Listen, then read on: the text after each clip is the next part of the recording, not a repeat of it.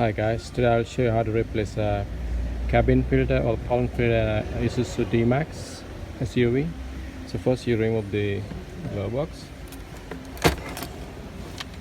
then just a couple of screws here, there, and there. So once you remove the screws,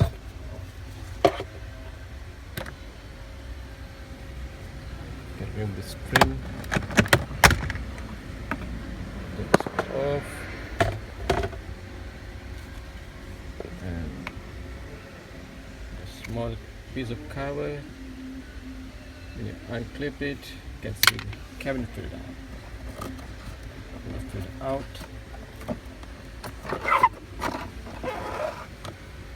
Yeah.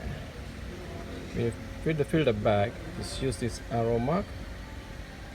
It shows the airflow.